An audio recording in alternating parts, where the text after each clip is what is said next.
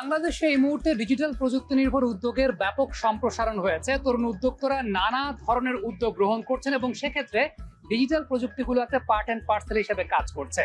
E commerce, fintech, adtech সবকিছু মিলিয়ে আমরা একটা ব্যাপক সম্ভাবনা দেখতে পাচ্ছি।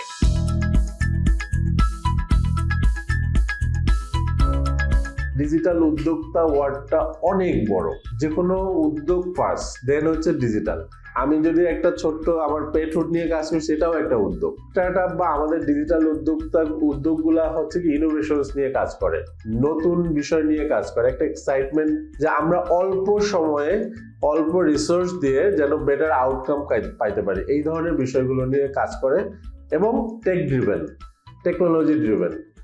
সো নতুন উদ্যোক্তা যারা ডিজিটাল পার্টিকুলারলি এই ইকোসিস্টেমে কাজ করতেছে, আমি মনে করবো ইনফ্রাস্ট্রাকচার এটা আসলে অনেক বড় একটা বিষয়, বাট স্টিল ইনফ্রাস্ট্রাকচার, ফাইন্যান্স, আর সবচেয়ে বড় যেটা আমি আমার এই 2 বছর অভিজ্ঞতায় দেখি, সেটা হচ্ছে নো হাউটা। বিজনেসের নো হাউটা খুব ইম্পর্টেন্ট। আমি ফাউন্ডার হওয়ার পরেও আমি ফিল করতেছি না কোন জায়গাটায় আমাকে ইনভেস্ট করতে হবে। আমার টাকা লিমিটেড, সব স্টার্টআপদেরই কিন্তু টাকা লিমিটেড থাকে। সো কোন জায়গাটায় ইনভেস্ট করবে, মার্কেটিং এ বেশি ইনভেস্ট করবে, নাকি হচ্ছে বিজনেস অপারেশনে বেশি ইনভেস্ট করবে, নাকি ইনফ্রাস্ট্রাকচারে বেশি ইনভেস্ট করবে, নাকি টেকনোলজিতে বেশি ইনভেস্ট করবে। আপনি অনেক বিজনেস স্টার্টআপ দেখবেন অনেক সুন্দর টেকনোলজি ইনফ্রাস্ট্রাকচার, লিড জেনারেট করতেছে না। আবার অনেক স্টার্টআপ আছে যাদের হচ্ছে মার্কেট নো হাউটা ভালো, বাট তারা হচ্ছে ডিজিটালি জায়গাটাতে নাই, সো দ্যাট তারা লিডটাকে ক্যাটার করতে পারতেছে না, আর কাস্টমার লাইফ টাইম ভ্যালুসটাকে ক্যাটার করতে পারতেছে না। এটা কতটুকু হইলে আমি একটা কাস্টমারকে কয়বার সার্ভ করলে আমি আসলে লাইফ টাইম ভ্যালুটা দিয়ে আমি